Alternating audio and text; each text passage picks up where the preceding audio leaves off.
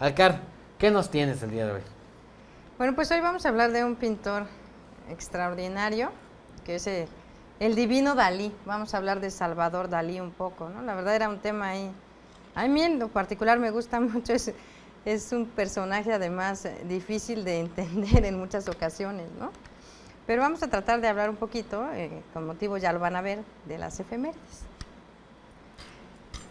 Eugenio Salvador Dalí fue sin lugar a dudas un genio. A la edad de 14 había ya expuesto sus trabajos a los críticos.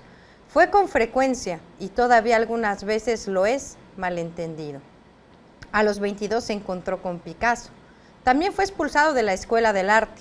Algunos años más tarde comenzó a ser parte del grupo surrealista de París, y ahí comienza su relación con Gala, la cual se prolongaría hasta 1982, cuando ella muere. A la edad de 79 años, Dalí pintó su último trabajo, y en 1989 muere a la edad de 85 años. Pero vamos a recordar un poco de su historia. En 1903, con la prematura muerte de su hermano mayor, llamado también Salvador, a consecuencia de un ataque de meningitis a la edad de 7 años, Dalí escribió sobre él que eran como dos gotas de agua, solo que con diferentes reflejos. La terrible tristeza experimentada por sus padres se tradujo más tarde en una tensión y permisividad poco usual hacia su nuevo hijo, Dalí.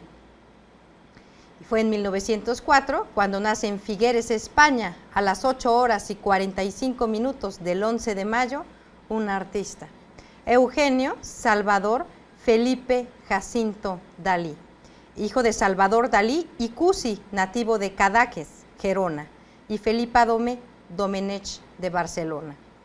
El significado de su nombre, Salvador, indicaba, según Dalí, que él estaba destinado para rescatar y salvar a la pintura de las mediocres catástrofes del arte moderno. En 1908 nace su hermana menor, Ana María, quien fuera su única modelo femenina hasta la aparición de su amada Gala.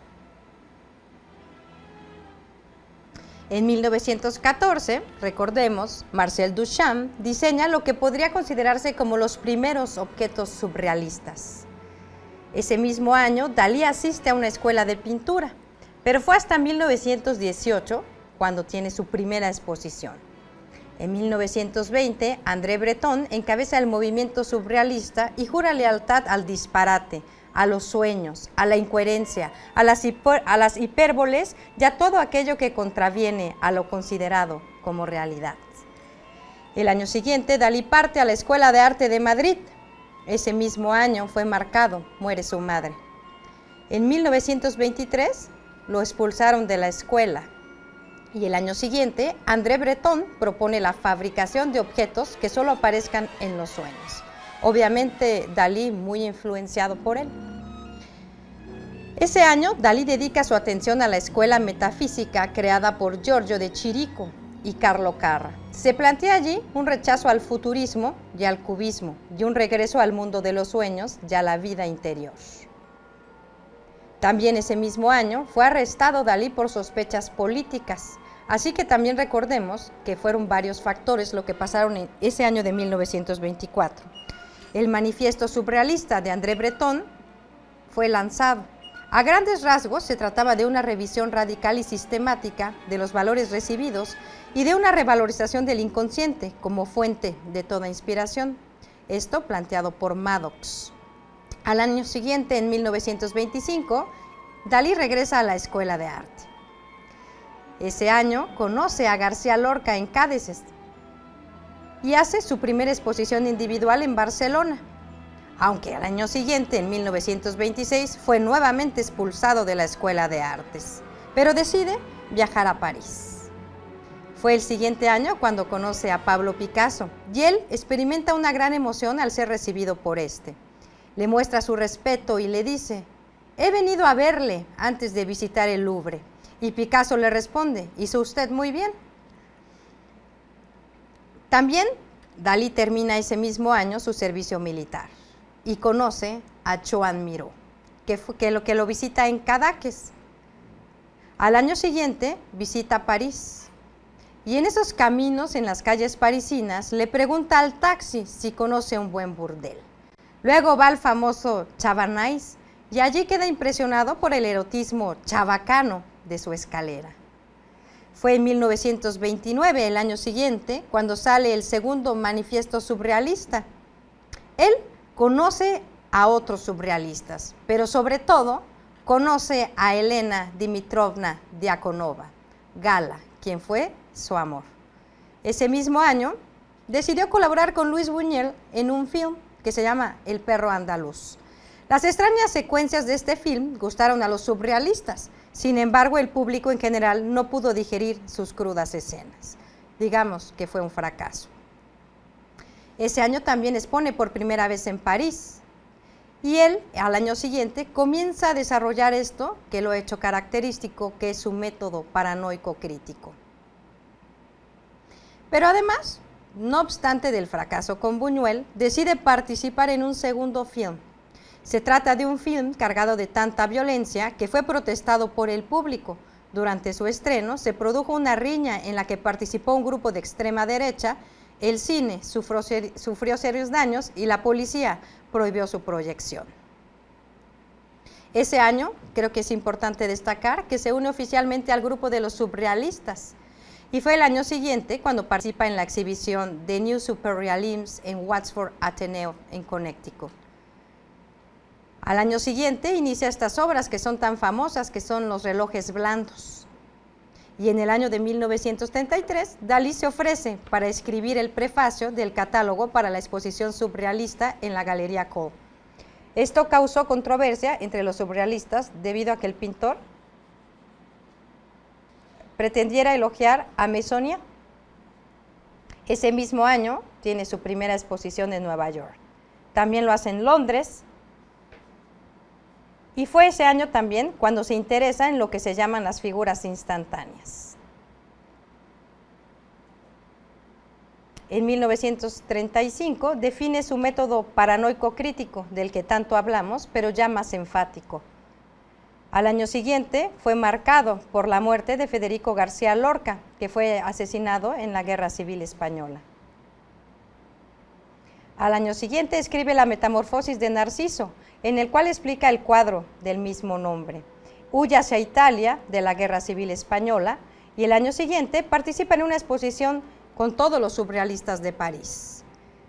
Es importante destacar que ese año, además, conoce a Sigmund Freud, que lo había marcado desde hacía muchos años. Vive un tiempo en Monte Carlo debido a la crisis de Múnich, va a Nueva York, en donde hace una declaración de la independencia de la imaginación y del derecho del hombre a su propia locura. En el 39 también realiza El sueño de Venus para la primera exposición universal en Nueva York, que yo creo que es de sus obras más reconocidas. También expone en la Galería Julien Levy de Nueva York y decide cambiar de aires y se va a Francia. En 1940, Dalí y Gala se mudan a los Estados Unidos. Dalí en ese año inicia lo que se contempla como su periodo clásico. Hace su primera exposición retrospectiva mayor y publica La vida secreta de Dalí. Los surrealistas, quienes se mantenían apartados de Dalí, inician la publicación de su propia revista. Poco a poco tomaban fama. Pero él decide publicar su primera novela, que se llama Caras escondidas. Fue en 1945 cuando de repente le toma interés a la física nuclear y decide además trabajar con Alfred Hitchcock, produciendo una secuencia de sueños para un film que se llama Spillable. Al año siguiente realiza algunos dibujos para Walt Disney. En el concurso de pintura organizado por la compañía cinematográfica Lowe Levin, gana la obra presentada por Max Ernst. La proposición no ganadora fue la de Dalí. Y si ustedes supieran que es una de sus obras famosas y más reconocidas en este momento, es La tentación de San Antonio. Al año siguiente se regresa de Europa y hace su exposición en Washington. También diseñó en Acapulco un club nocturno que se movería y respiraría. El proyecto no se pudo realizar. Fue hasta el año de 1958, aunque ya conocía a Gala, viaja a conocer al Papa, pero ese mismo año deciden casarse. Fue hasta el 64 cuando se va a Tokio y empieza a tener grandes éxitos. Ese mismo año también publica El diario de un genio, recibe la Cruz de Isabel la Católica y hace sus primeros experimentos en 3D. Realiza también el holograma, El pastor y las sirenas, y bueno, también ese año es la apertura del Teatro Museo Dalí en Figueres. Recordemos que el rey solo lo visitó hasta 1978. También expone retrospectiva en París, en Londres, pero fue hasta 1982 cuando Dalí vuelve a cambiar en su pintura. Con la muerte de su amada, muere Gala. En 1983, él crea su última pintura. Hace otra exposición en Barcelona y Madrid, y recordemos que en el 86 sufre quemaduras durante un incendio en su castillo.